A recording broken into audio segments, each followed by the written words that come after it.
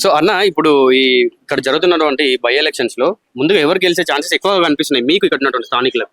100% నవీన్ అన్న గెలుస్తాడు. ఎందుకు నవీన్ అన్న అంటే? నవీన్ అన్న అంటే ఎందుకంటే నవీన్ అన్న ఇంతకు ముందు కూడా మరి ఎమ్మెల్యేగా పోటీ చేసి కూడా తాను మొదటి నుంచి నవయువ కిషోరం, ఆపత్కు ఎవరు ఆపత్ వచ్చినా కానీ ఎవరికైనా ఆదుకునే వ్యక్తి, సోషల్ వర్కర్. మళ్ళీ ఇంకొకటి ఏంటంటే నేను ఒకటి చెప్తున్నా మీకు, మీరు అందరికి మంచిగా ఛానల్లో పెట్టేసేయండి. బీసీలకు టికెట్ దొరకడం కూడా కొండంత అండ బంగారం చేతిలో పెట్టినట్టు ఎక్కడ ఆయన చెప్తున్నా. ఎందుకంటే అన్న రేవంత్ అన్న చల్లగుండు, నువ్వు ఇచ్చినటువంటి టికెట్ తోని నేను బోడబండ డివిజన్ నుంచి ఎన్ శంకర్ నేను మాట్లాడుతున్నా. బోడబండ డివిజన్ కాక నాకు జూబ్లీస్ట్ ఉన్నటువంటి అన్ని విషయంలో కూడా అన్న నవీన్ అన్న బంపర్ మెజార్టీతో గెలుస్తాడని చెప్తున్నా.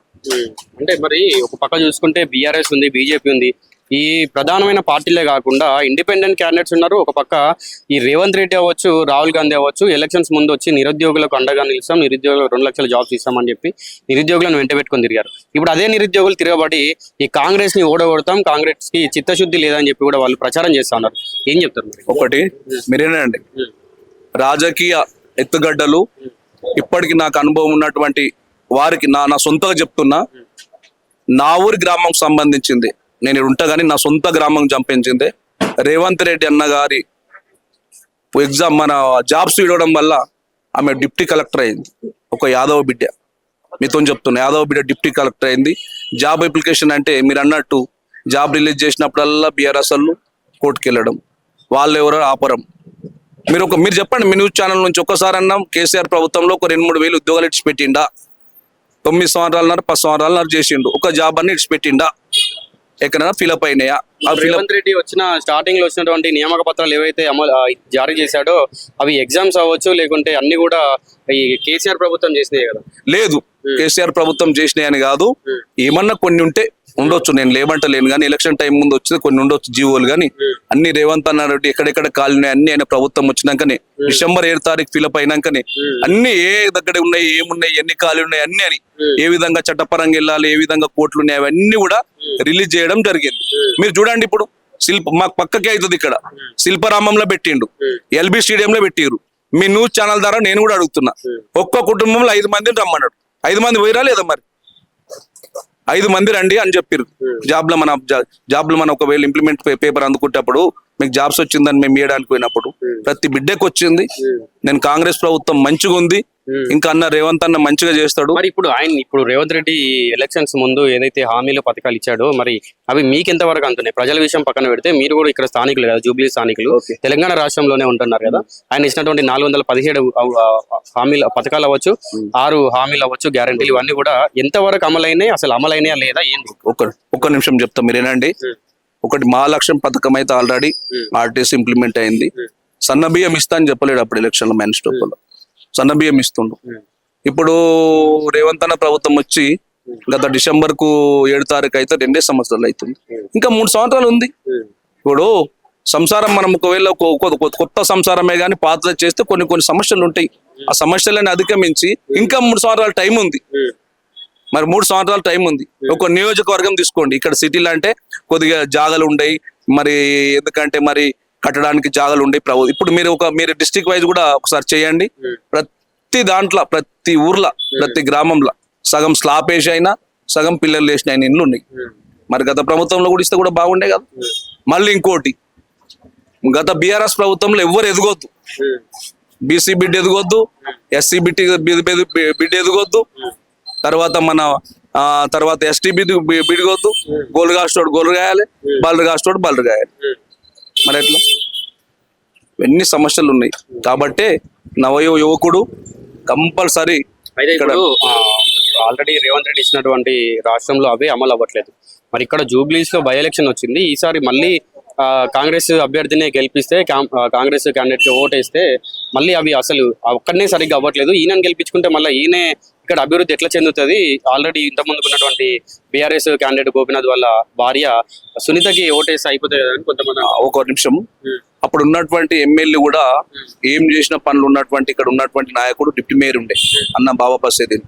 అప్పటికే ఆయన ఇక్కడ వచ్చినటువంటి చాలా అప్పటికి ఇంప్లిమెంట్ చేసి రోడ్లు కానీ స్ట్రీట్ లైట్ కానీ డ్రైనేజ్ కానీ చాలా చేసిండు. ఆయన ఇక్కడ అందుబాటులో ఉండకుండే మళ్ళీ ఎవరినైనా పోయి కలుద్దామంటే జూబ్లీస్.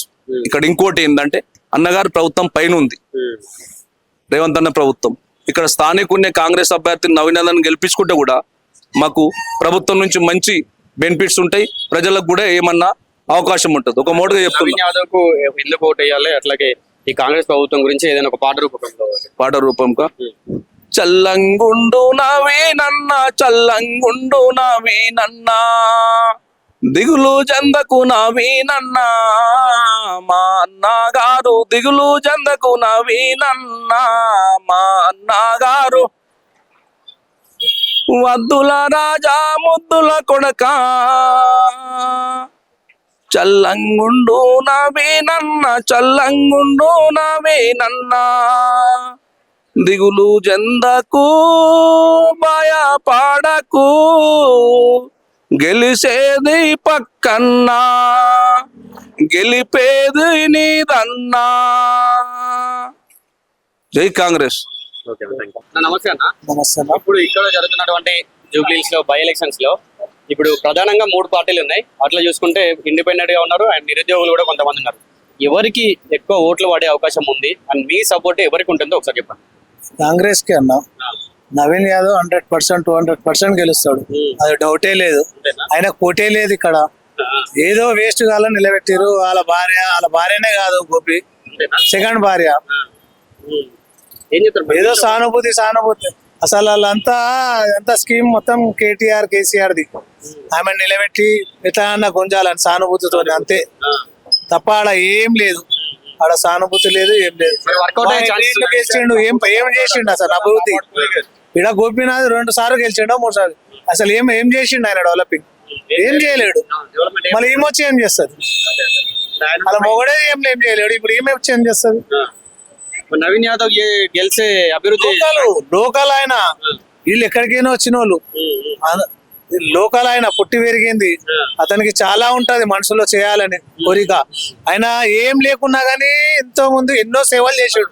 అది మీకు తెలుసు. అది అన్ని ఛానళ్ళకి తెలుసు, అందరికి తెలుసు. అది ఆయన గెలిచినాక ఇంకెంత చేస్తాడు?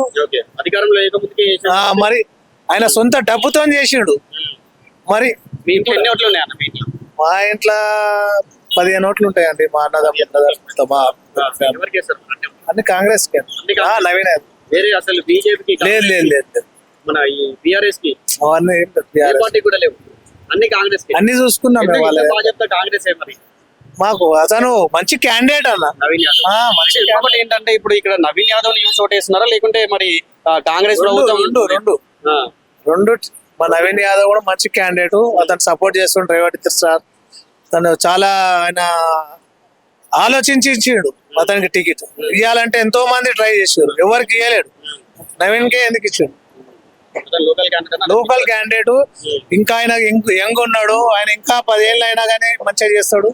తిరగడానికి ఆయన అలసిపోడు. ఎవరికైనా ఏ రాత్రి అయినా కానీ పోతాడు. ఆయన ఏ పని అయినా చేస్తాడు. అయితే కొంతమంది ఏమంటున్నారు అంటే ఇప్పుడు ఈ రేవంత్ రెడ్డి వచ్చి ఈయన ఇచ్చినటువంటి హామీలు పథకాలే సరిగా చేయలేదు, ఇప్పుడు మళ్ళీ అదే పార్టీ నుండి నవీన్ యాదవ్ గెలిపిస్తే ఎట్లా అని అంటున్నారు. అందరికీ తెలుసు కాండి, అప్పుల కుప్ప చేసి పోయిండు. అన్ని ఇల్లు నింపుకురాళ్ళు బీఆర్ఎస్.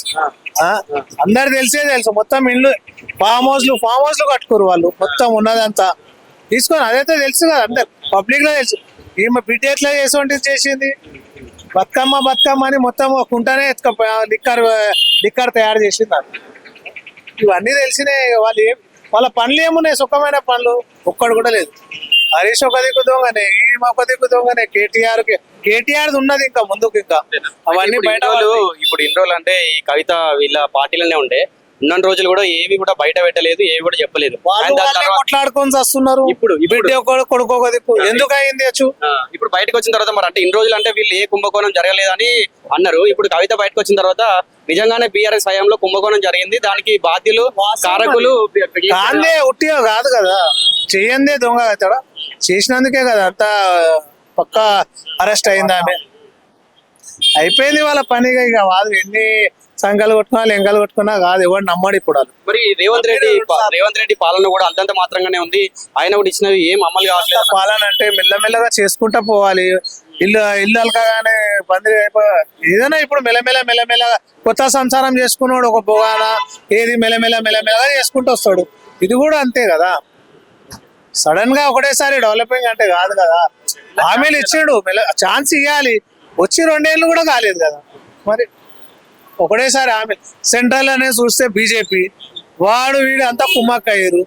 అవునా కదా, ఏం ఫండ్ వస్తుందా సెంట్రల్కేని? ఏది ఉన్నా మనమే స్టేట్లకేం చేసుకోవాలి, దిద్దుకోవాలి ఇక్కడ డెవలపింగ్ అంతే.